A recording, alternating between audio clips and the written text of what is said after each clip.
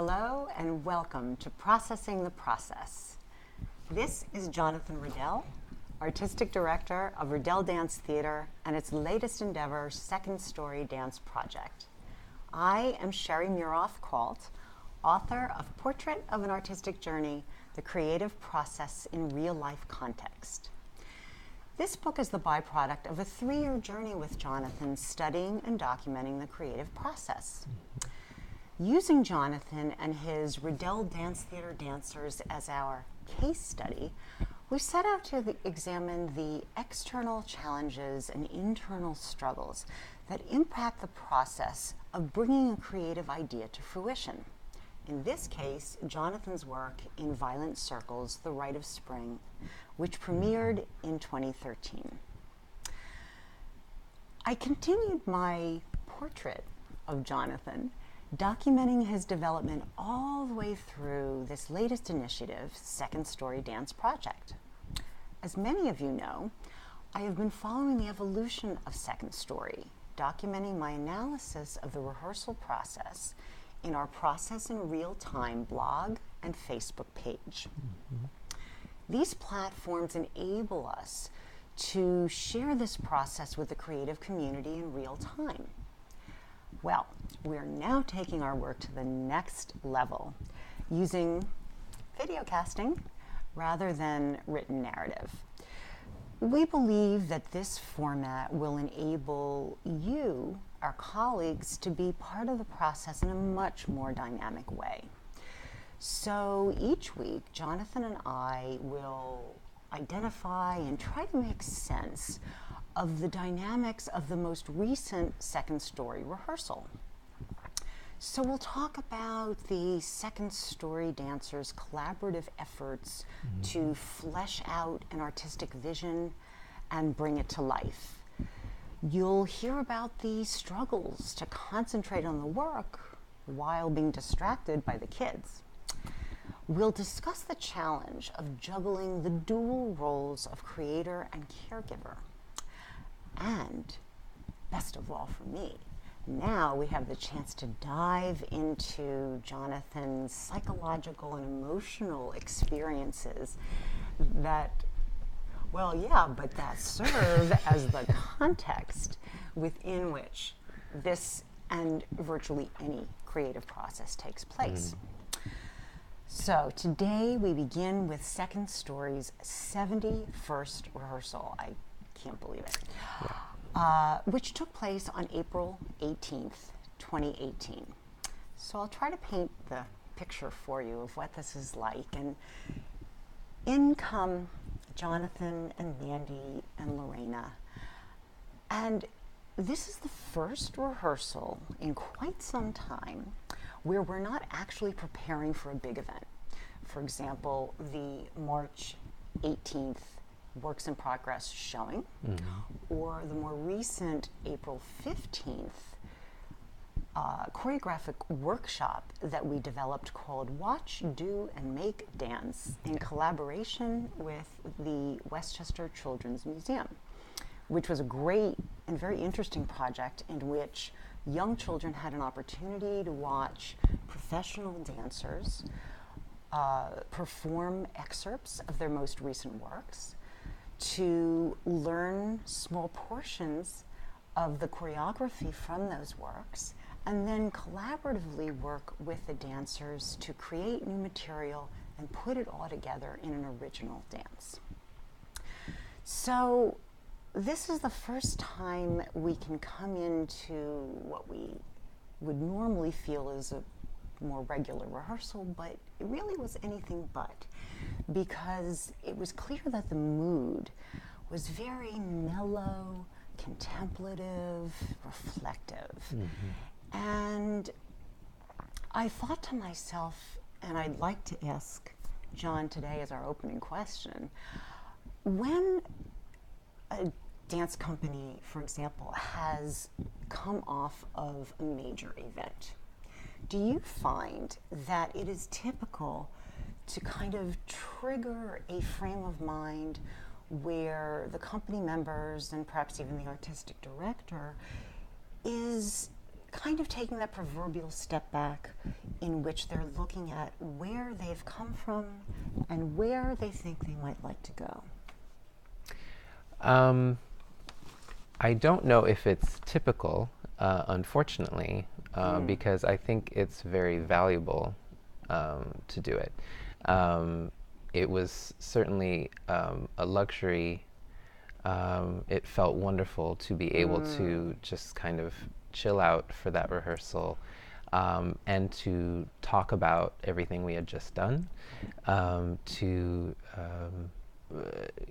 course, you can immediately turn that into productive work. You can analyze the pros and cons of various ideas, and analyze what worked about the workshop, what worked about the showing, what didn't, and brainstorm how to fix any issues. But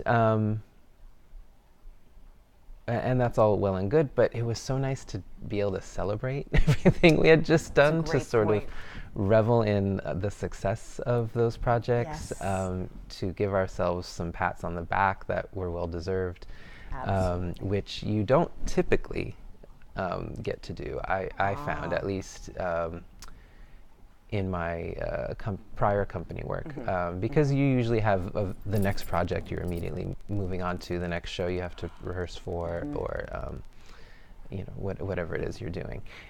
There's normally immediately, time is money, so immediately you move on to the next thing. But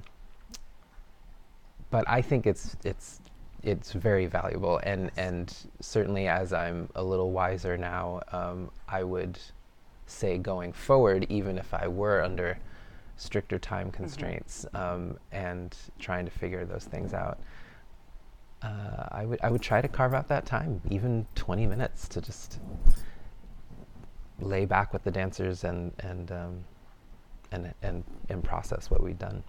It certainly seemed as if it was not only desired but really important, because everyone really stayed in this frame of mind and took a look at a number of different things. The first being, if we decide to do the workshop again, or even multiple times in the future, do we want to do it as we originally designed it, which was for elementary school age kids who we felt would understand what we were doing conceptually and had the ability to actually execute the choreography? Because it turned out in our Westchester Children's Museum show that the audience skewed to the preschool set. So that led us to think later, well, if we find that in the future some of our audiences are that young, do we want to modify the program as we originally conceived it? So various ideas were being tossed out about this, and I was wondering what your thoughts were, John, with regard to making that kind of decision moving forward.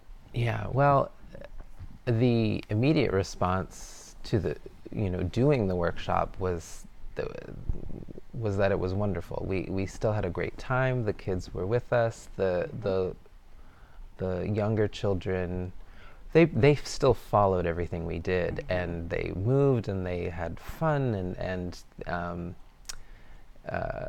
they moved in a variety of ways, and so I think they did get a lot out of it, and so that felt great, and being our first time, you're always just nervous as to is this going to work, and it did. So in that respect, it was great. But then we did, again talking about it, we were like, so if we were to move forward, as you said, do we need to be very specific about who our students are in the future? And it was nice again to hear feedback from everyone, and to know that not just me, but the other dancers did very much enjoy themselves. They did find it to be an enriching experience, and one that they wouldn't mind doing again. So great, now we can kind of go forward and say, all right, well, with everybody on board, we can now skew the workshop either way. Right. And you and I had even taken some time to brainstorm, well, if we were to actually design this for younger kids, we would probably need to pare down the time, because it was a full hour, That's right. which is a lot to ask of a preschool age kid. Me. Yeah, I know, anybody run around for an hour. And as we pare it down, what can we take out or do more quickly, but still maintain the integrity of the ideas and the lesson plan, kind of. And we were able to come up with a great sort of reduced version that still packed a punch. And then when we talked about it with the other dancers in the rehearsal, they agreed. They really they liked what we had outlined, and they sort of gave their blessings. So as we now again look for more places to do this workshop, we have a broader scope. But I would definitely say that if we didn't collaboratively talk about it, I would have felt very awkward just making those decisions myself and declaring them. Like, it really needed to be a collaborative process with each other, so that you know that everyone's comfortable, you know that their strengths are all still going to be utilized, and there's nothing that you're going to ask them to do that they're not comfortable with. So it was good. It was good to talk about it. Absolutely, and I think you all will discover, if you haven't already, that the processes John just outlined is typical of John's approach to his work professionally. It's always a collaborative process, and I think the dividends it pays are obvious. And for example, as we think about the scene at the rehearsal, the discussion didn't stop there in terms of reflecting on one hand and projecting forward on the other. It morphed into a discussion of business fundamentals that are critically important to discuss. For example, if we were to consider future endeavors, should we charge a fee for future showings and workshops? And if so, how much should we charge? What's the criteria we should use in making this kind of determination? Should we just seek to cover our expenses? Should we cover them and then try to earn more so we can plow it back into the company? And even more existentially, I guess, how do you place a monetary value on our experience and training and preparation? And finally, if we agree to negotiate, for example, well, what would be the minimum amount we would accept? And it struck me that while these kinds of ideas are incredibly important to consider, and that I have to guess that any solo artist or artistic nonprofit company inevitably at some point is going to have to deal with them. But I was kind of interested from the perspective of the artist and the interior landscape. What does it feel like for you to have to wrestle with these sometimes uncomfortable issues? Yeah. Well, as you kind of mentioned, anytime you have to put a dollar value on your creative work, it can be, it can feel terrible. It can just really be awful and confusing, and you can really start to doubt yourself, or and then even when you find some hubris or some confidence, you then panic, because then you're like, wait, did I just ask for too much? In my experience thus far on this life I'm living, I've come to try to look at things very practically, because if you really just believe that that your work is valuable, then that's not a question. So what is in question is, what are your expenses? What do you need to cover your costs? What do you need to cover your preparation time? And and then if there is some profit to be made off of this, about what should that be? You need to set goals for yourself. If this is your only work and you have no other income coming in, then you really need to be smart about how much you take for each gig, and if you and then you need to figure out whether you can swing that or not. You can't fool yourself to say, like, well, I'm just gonna magically have X amount of dollars at the end of the year, but you're underselling yourself. That's not gonna work. So again, being very practical, sitting down with things that I can't stand, like spreadsheets and budgets and but when you really just break the ice and let yourself get into that mindset and start to, you have to start suddenly thinking about your art in terms of numbers and figures. It seems totally bizarre, but it's not. And the more you do it, the more you practice it. It's like a muscle, and good point. You'll start to realize, well, this is me trying to sustain a life of creating art. If I want to create art as my main life, or even part of my life, I need to support it with well-rounded thinking. Thinking about it from all angles, and and let that be part of the process. And you know what? You get to start to think creatively even while you're thinking about these numbers and things. It's you start to identify what the issues are, where problems are, and then you can think creatively about how to solve them. So I do, when I look at it that way, as it's another outlet to be creative, then I kind of relax and go, oh, well, let's make a game out of this. Let's make this fun. Right. I would definitely say the other thing I've come to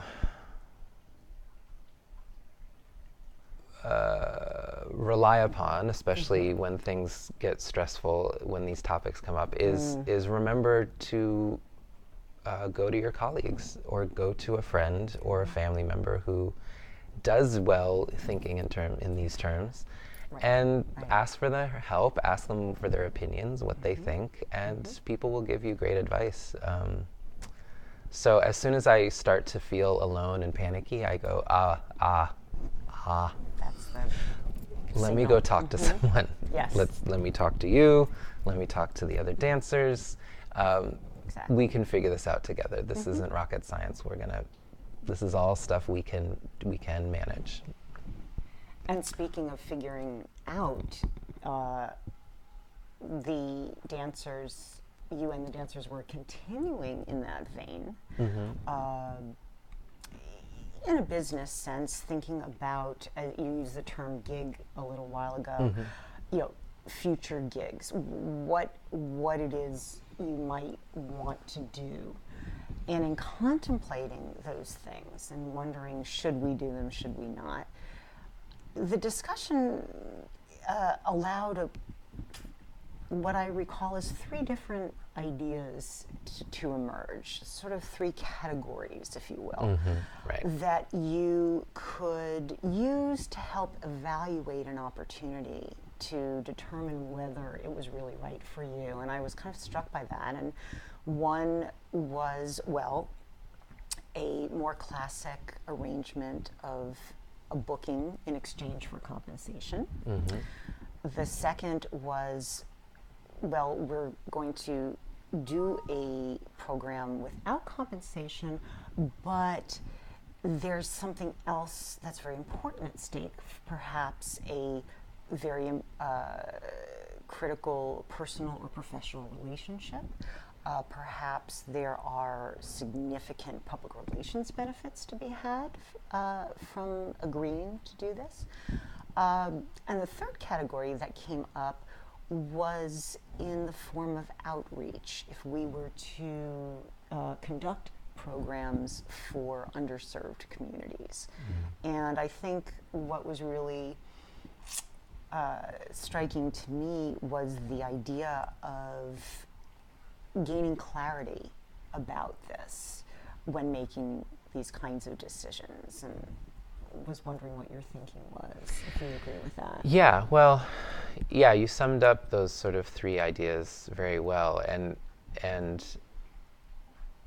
so I think it's important that, you know, we don't always just look at, again, a dollar figure, but what also is can be gained from the experience, and or what else can we get from the experience? What other opportunity is there? So, for example,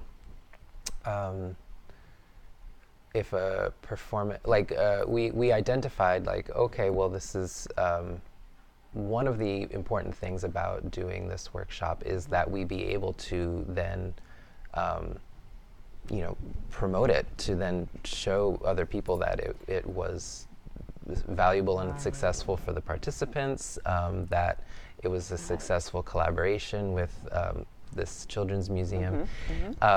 And how are we going to do that? Well, we're going to need like a good photograph. We're going to need something that we can put out there. We can't, you know, yes, you can tell people about it and write about it, but a picture says 1,000 words. Absolutely. So we identified that early on. You know, what we don't want to walk away kind of empty-handed, so to speak. So we made sure we, you know, had all the releases signed, and that we dedicated 5 minutes at the end of the program to wrangling the kids together and doing a you know, a photo moment with them, and so and that came out of the thought process of what is our benefit from doing this? We're offering a beautiful benefit to the children and to the museum, and what are we receiving from it? We're receiving the benefit of being affiliated with the museum. They are a fantastic institution. Absolutely. And perhaps building a relationship with them, but also, you know, we want to walk away with this the ability to promote this further, and what do we need? You know, so that whole thought process led us to making sure we had this photo moment, which took a lot of planning, especially on your part. So now that, you know, and again, practicing and getting more experience thinking in those terms, I'm able to, for example, am able to look at various opportunities and say, okay, well, great, like, oh, well, this one can offer us a lot of money. Oh, and it's so much money, that alone is worth it. Or, you know, this is a little bit amount of money, and oh, but, you know, it's in this beautiful location, so let's make sure we have our camera there and get some great shots. So one, we can again promote the work, but also appreciate it. I mean, we're making art, we're dancing, we're moving with our bodies, and we have this unique opportunity to have kids moving, and could we get some beautiful images that we just love and appreciate and will bring joy to us and to anyone, you know, that we get to share them with. So there's those benefits as well, and then you can start to say, like, oh yes, this is definitely worth my time and my energy and my love and my passion. Or, you know what, no, that situation is gonna be too stressful, and there's not quite so much that we will be able to reap from it. So let's move on and spend our energies on other things. Exactly. Now imagine all of this conversation and depth of soul searching and so forth is taking place. I'm gonna try to lay this out for you. While over here in the rehearsal is Jonathan and Mandy alternately leading warm-up exercises with one another, which soon morphed into John leading a yin yoga class for the two of them, well, what seemed like the two of them, because Lorena was not feeling her best and was doing some floor exercises, but soon she just had to be part of this yin yoga class. But in typical fashion, her 2-year-old Sebastian decides, of course, he wants mom, and he wants to hang out with mom, and he will not take no for an answer. So, as usual, I so admire Lorena. She has such an amazing facility to balance, as I referred to earlier, the caregiving and creating roles. So here's Lorena in that corner of the studio, next to a door that's ajar, watching her son play in the hallway. In the hallway. So he's thrilled. Mom's there. Mom is watching Mandy and John doing their yin yoga, and she's participating, several hundred feet away. And this she's got her leg like half out the door, but she's doing the pose. She's doing the pose. I mean, it's you just say, how is this possible? But it is, and this is the way she's able to get both in. Now, the discussions actually took up a vast majority of our rehearsals. So we're looking at the clock and saying, hey, we're still doing warm-up, and it's almost noon. So Jonathan and Mandy decide to move into what I at least thought was the across the floor segment, while Lorena was gathering up her goods because she had an appointment to attend and had to leave a bit early. Well, lo and behold, I'm watching Mandy and John do what I think is this across the floor segment, and I'm thinking to myself, wow, isn't this choreography a little complicated for this segment? And I discover not too long later that in fact this is the choreography that Jonathan has just begun to develop for a new work. So shortly after John showing it to Mandy and teaching it to Mandy, and Mandy actually dancing it with him, Mandy had to leave to pick up her kids. And I selfishly was very excited because I really wanted to have the opportunity to talk to John about this new piece and get what I like to call his origin story. And just to give you a little bit of a preview, John had spoken about wanting to do an evening length show in which he had 5 different pieces, each of which dealt with the theme of grief and loss, each in slightly different ways. And the piece that I had the pleasure of watching the initial stages of development would be number 2 in a series of 5. And what John was stressing to me in our conversation was the importance of having a through line that made sense through all 5 pieces. And he basically focused on 3 areas that he felt must have consistency. One would be thematically through the 5 pieces. The second was aurally, meaning musically, and the third was, if I'm saying this right, John, with regard to movement choices in each of the pieces. Yeah. So I was hoping that we all have the hot off the press opportunity now to hear about how you approached this new work. Yeah, so this was tricky to get started. Sometimes pieces just, jump right out of your head and into the studio. This took a lot of planning ahead of time for me because, as you sort of described, I want it to fit in this through line. So I have the other 4 pieces already created, essentially.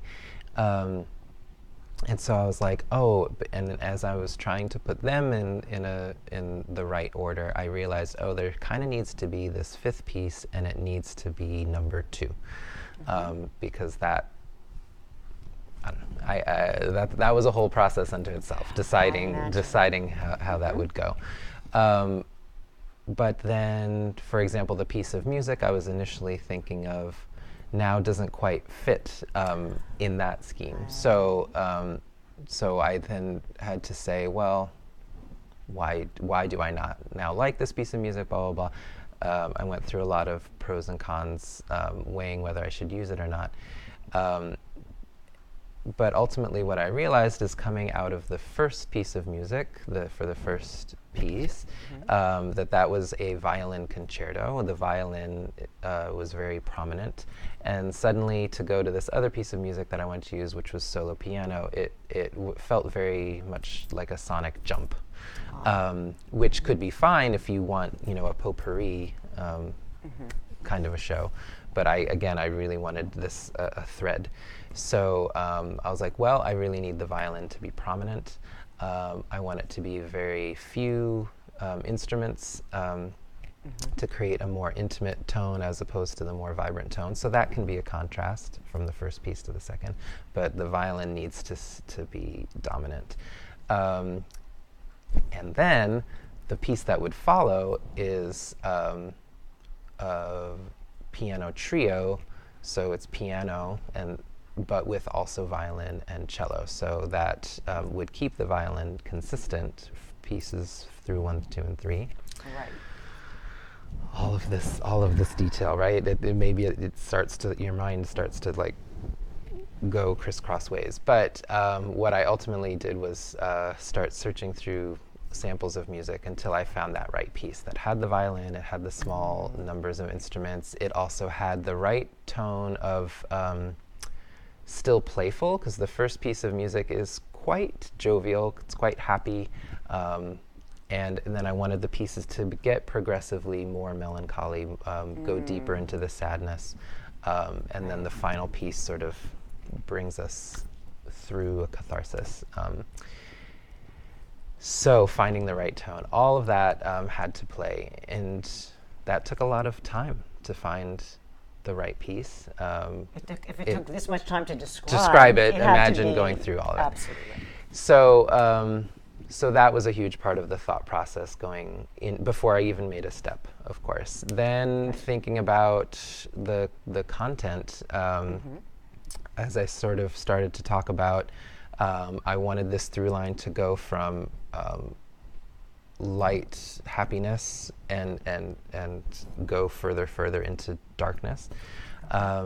But what are those shades? What, you can go happy and then just sad, so I decided that this would be a piece that could be a little bit more playful. It needed to quite directly address the fact that there has been loss. In this case, I imagine it as a death of a loved one.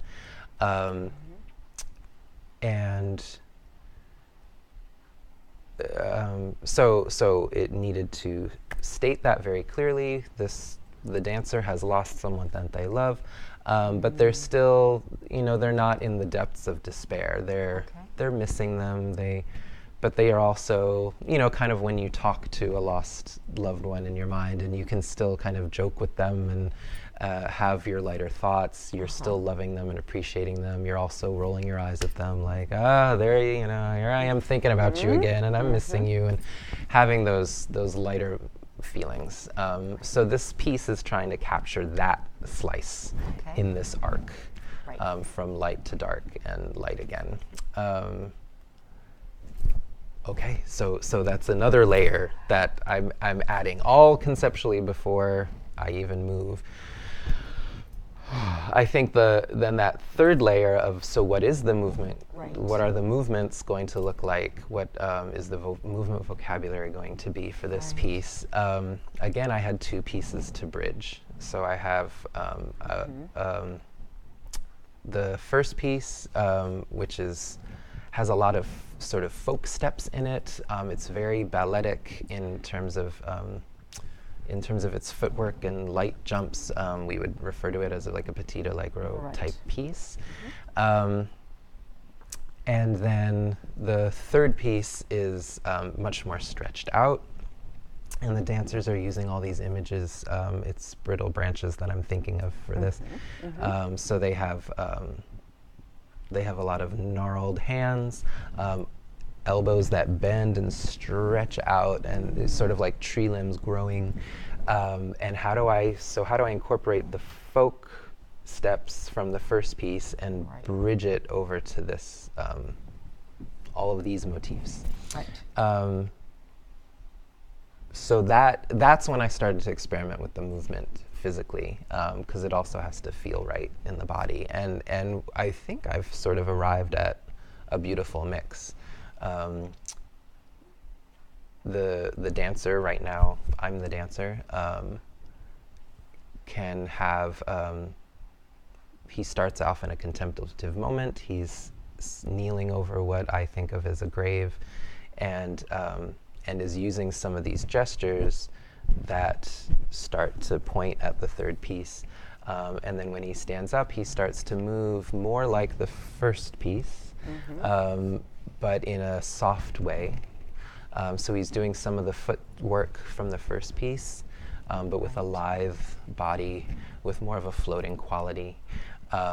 So I'm sort of taking the themes from piece 1 and piece 3 and bridging the gap. All of that. Wow. All of that. And we made like 2/8 of material. Can you explain, just for those who may not know, what 2/8 are? Sure. Like it's a very loose phrase, because sometimes it's referring to the counts in the music, but often dancers will count the music differently than the musician would who's playing the music. The musician has the benefit of the music being in front of them, and they understand the technical structure of the music. We hear the music and interpret counts for ourselves that fit with the music. Now, a lot of music is in 4/4 time, so typically you count to 4 and then the phrase starts again. What's interesting, though, is that even when you have a simple structure like that, 4/4 time, dance movement in the body somehow just falls into slightly longer phrases. So typically a dance phrase is 8 counts long. And it becomes a stereotype, it becomes a cliche. Everybody knows 5, 6, 7, 8, and that leads you right into into dance. But there's just something sort of humanly natural. It's sort of just our natural response to hearing these phrases that our dance steps typically go for 8 counts. So we use the term 8s a lot to refer to the length of a phrase. How long is this phrase? Oh, it's 2/8, or oh, it's 4/8, and that kind of gives you a sense of what you're in for if you're about to learn material. But especially a lot of the music I use is not always so neat and tidy. So we have 8s and we have 4s and we have 12s, all all break up into 4s. But then you have music that's in 3s, you have music that's in fast 6s, and then you get more avant-garde music that's in 5s and 7s and mixed meter that can be in a 5 and then an 8 and a 7, and there's no pattern. All of which you need to be able to navigate. Wow.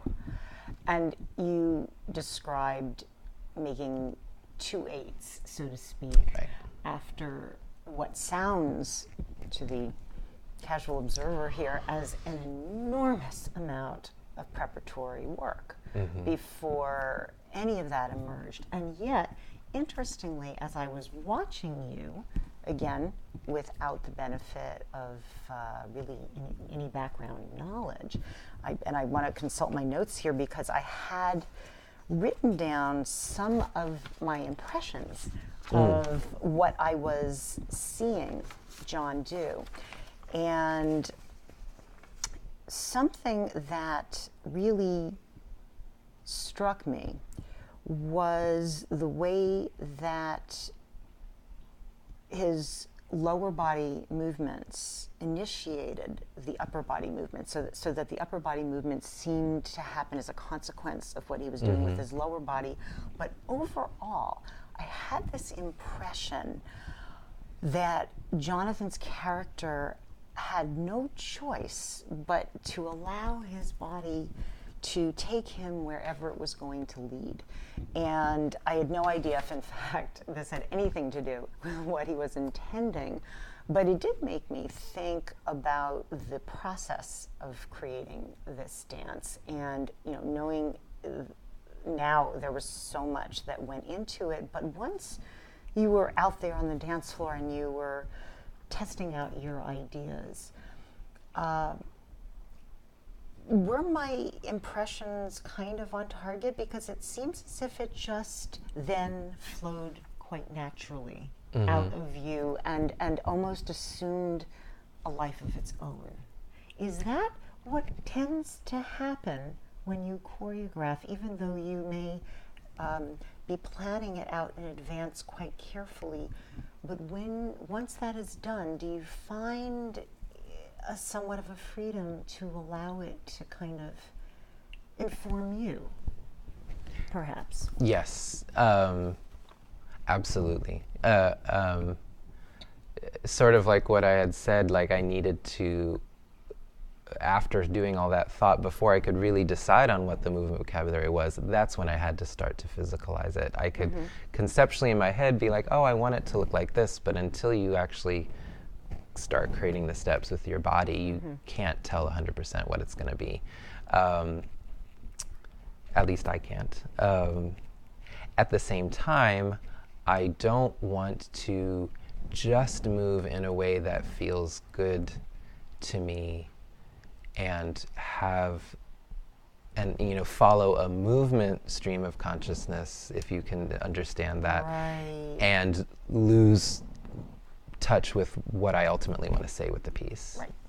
The story I want to tell or the arc I want to convey.